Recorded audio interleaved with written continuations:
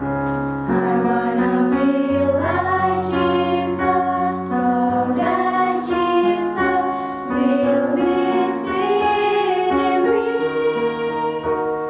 Father, help me be like Jesus.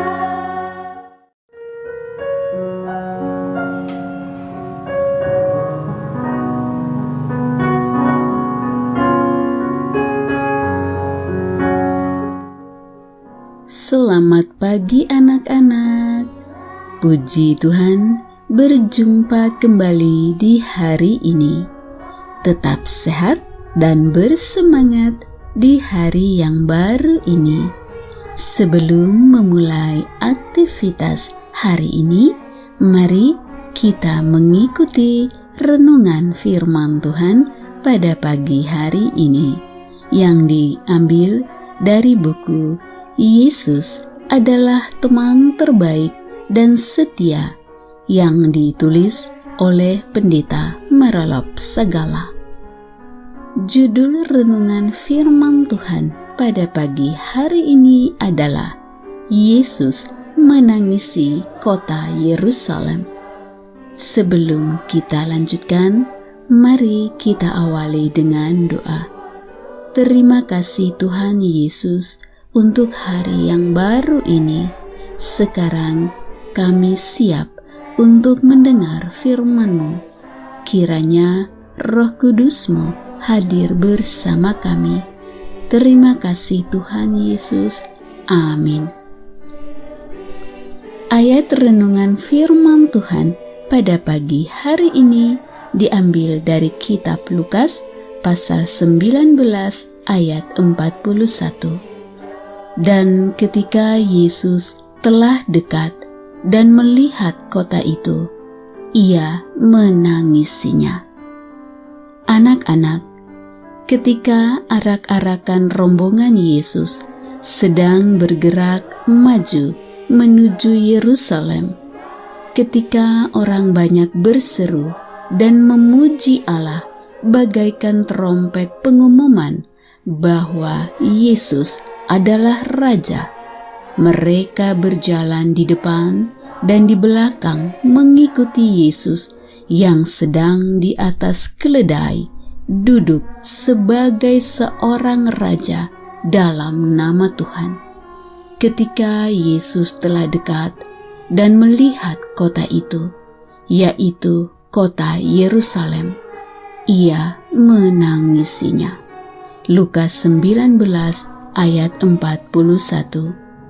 Ketika itu, posisi Yesus dan rombongan sudah di puncak Bukit Zaitun.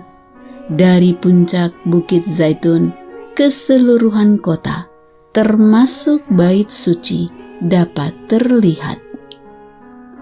Dia menangis karena dia tidak hanya melihat fisik kota itu.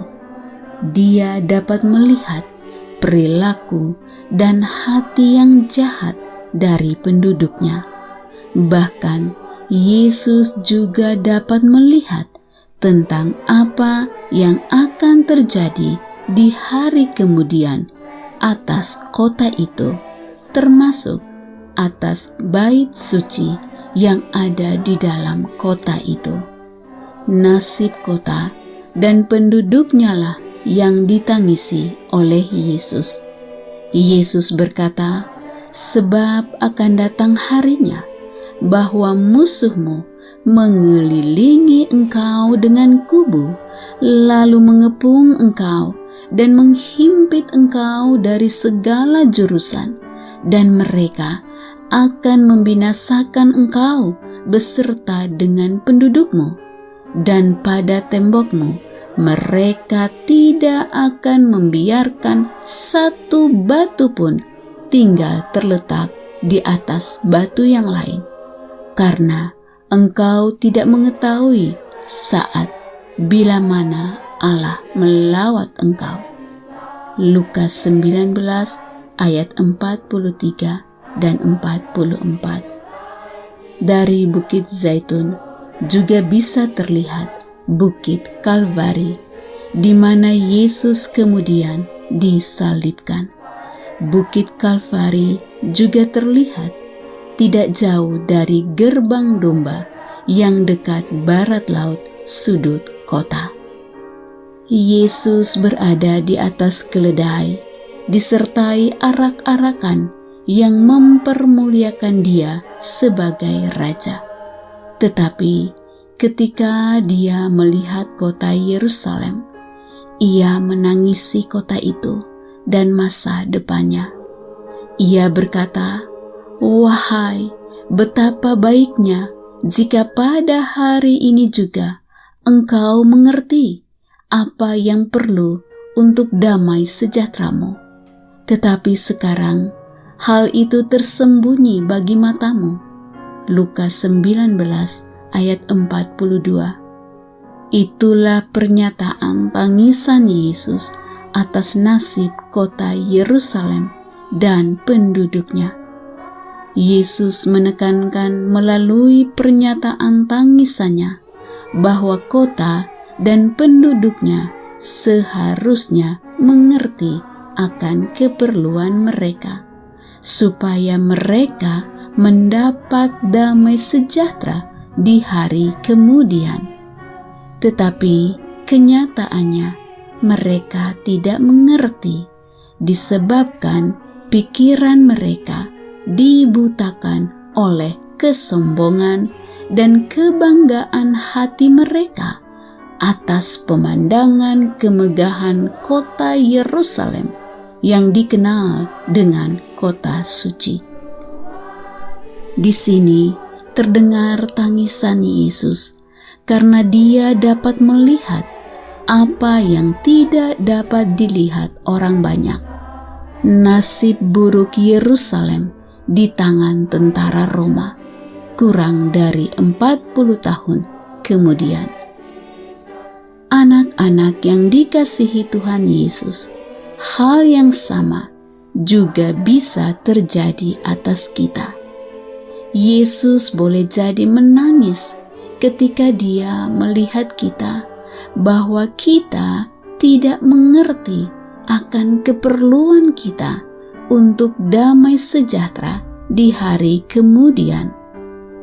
Anak-anak, keperluan kita adalah Yesus itu sendiri, karena Dialah yang akan menyelamatkan kita dari tangan iblis yang berusaha membinasakan kita.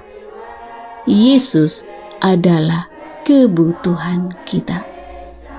Demikianlah renungan firman Tuhan pada pagi hari ini.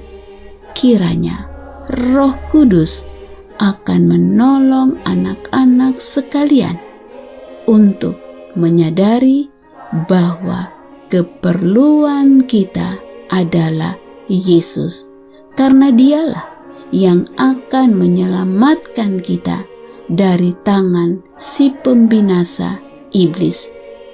Ingatlah bahwa Yesus adalah kebutuhan kita.